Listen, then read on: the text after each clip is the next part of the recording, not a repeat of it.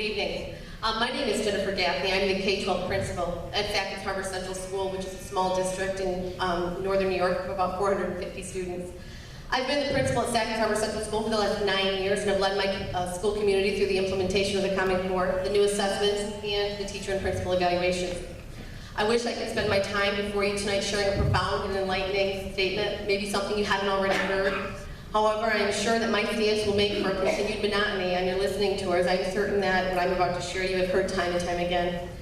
It is my hope that this task force truly listens to the stakeholders this time before our educational system becomes too damaged. Let me make it clear, from my perspective, the Common Core learning standards are not necessarily the enemy. They're standards. Both the ELA and mathematics standards have forced educators to teach students how to develop a deeper understanding of content and apply content to open-ended problems. Raising the bar is and continues to be good for the children of Sackett Harbor Central School and for children across New York State. We all agree, however, that the implementation of the new standards and of the 3 through 8 assessments were rushed and lacked appropriate stakeholder input. That is certainly one of the central problems associated with our discontent. However, I contend that educators, parents, and other stakeholders are more concerned with the absolute ridiculousness of New York State's educational priorities right now. For instance, of most of the frustration. Students' learning and growth cannot be measured solely by these poorly constructed assessments. Further, do you realize that as a result of schools striving to meet the new standards, teachers now teach to a test more than ever before, and many of the other subject areas take a back seat. Subjects like social studies and science, not to mention handwriting, grammar, and character education, have been pushed aside in order to focus on a test that we still have not come to understand. The development of the whole child requires more than just an emphasis on ELA and math. Let me read to you our district's mission statement. The Sackett Harbor Central School community is dedicated to educational excellence as we empower our students to embrace life's challenges with knowledge, character, and a commitment to learning as they become contributing citizens in the American democratic way of life. Producing skillful test takers and robots does not fit within this mission. With the remaining minute I have left, I want to tell you how to begin to fix these problems. First, disconnect the assessments with teacher and principal evaluations.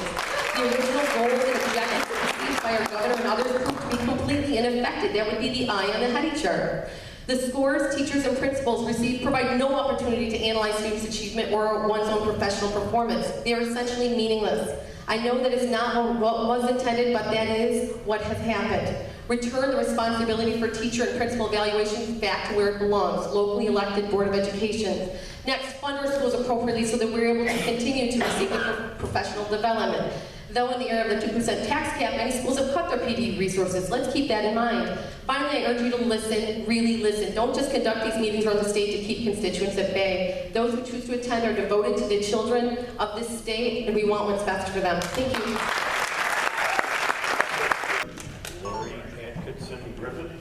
I'm Lori Atkinson Griffin, and since the inception of Common Core, I have written numerous letters, made hundreds of phone calls, met with my assemblymen, and worked on a NYSET task force examining this topic.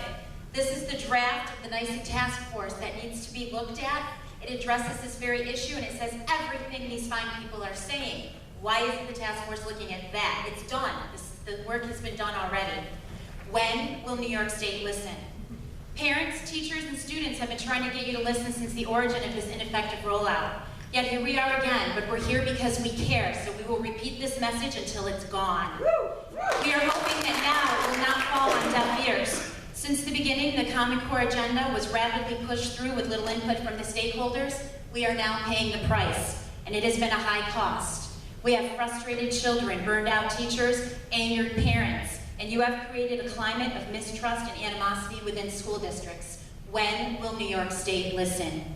I know that I am only supposed to address just Common Core, and Mr. House actually addressed this, so I'll address it to him as well. Since NYSET and New York State lumped this whole acronym mess together, it is now impossible to separate CC from APPR and HST.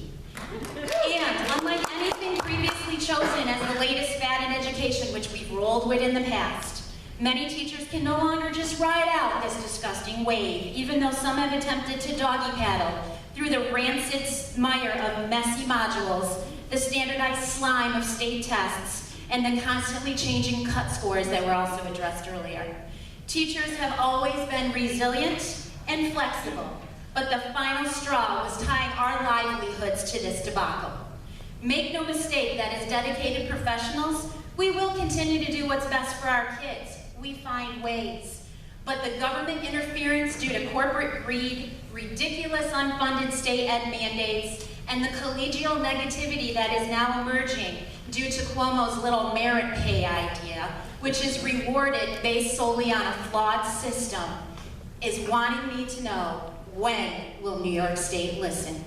Yes, I admit that some educators have said, you heard it here, oh, the standards aren't so bad. And of course, this mantra is the one that's repeated in the press. Some teachers say they're not so bad.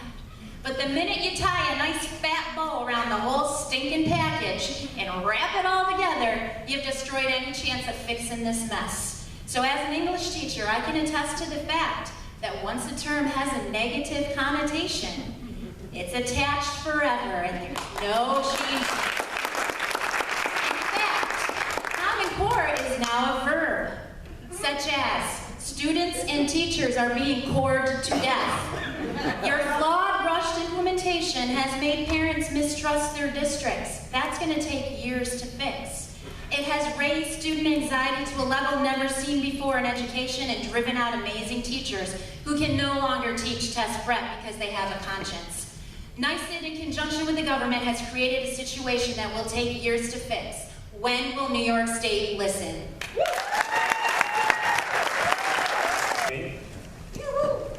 Good evening, my name is John Kane. I'm a 17-year veteran of Copenhagen Central School. The school is rural and Cambridge in the Lewis counties. I'm also the president of our local association. I'm also the president of the Northern Country Coordinating Council of Teachers. Most importantly, I'm the father of 2 young children. Just for the record, I'd like to give you my dimensions. 3 years ago, I was highly effective. 2 years ago, I was ineffective. And last year, once again, I was highly effective. The difference between those 3 years, I have no idea. If I reflect on it, my best year was probably the year I was ineffective. The biggest lament I have is that so many teachers, especially in our elementary and middle schools, are putting great lessons on the shelf. One of the nice things about being in a small rural school is that every once in a while you're called to do something that's outside of your certification area or your comfort zone. For me, that's been AIS in several elementary classrooms over the year, most recently 3rd grade. In those times, I've seen teachers put on great lessons, hands-on science experiments, physical activities, amazing writing, amazing artistic prompts. And in the time since we've had Common Core, I've seen so many teachers put those amazing lessons on the shelf, there simply isn't time. Math and ELA dominate the elementary school day. As a history teacher, this is a great concern to me. When I poll our elementary teachers, we find out that our elementary students are getting history once every 8, 9, 10 days, and science even less. We're also finding out that only about a quarter to a third of the Common Core state standards are actually being tested. Our teachers have caught on to this. They're adjusting their instruction. The problem with that is the tests have no real writing on them. Most of the writing prompts are simply regurgitation of what they have heard in a listening passage or what they have read. Like, writing is difficult to assess, and that's why they don't put it on the test. They want simple assessments where they can come up with a simple number. Writing, much like teaching, is an art. I fear for all of our students as we try to lock them into specific outcomes. There's no differentiation anymore. When I first got into teaching, everything was about differentiating. You had to differentiate instruction. You had to reach every student. You had to reach every class. Why is it now that we expect every student to reach the same point with all of their classmates at exactly the same time?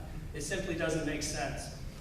If you really want to know the cure for Common Core, I've got it for you, and I will give it to you. It's free, and most of the people here who are involved in education know it.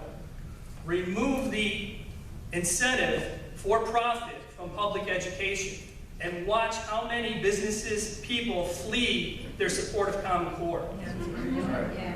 Take that money that we save on Common Core and use it for early intervention.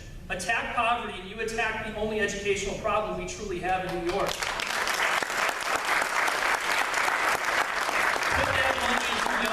Put that money into getting resources for literacy and health care when children are not even yet in school. And for Pete's sake, let's make sure that we promote our pre-Ks and our junior pre-Ks throughout the state. That is the solution that New York needs.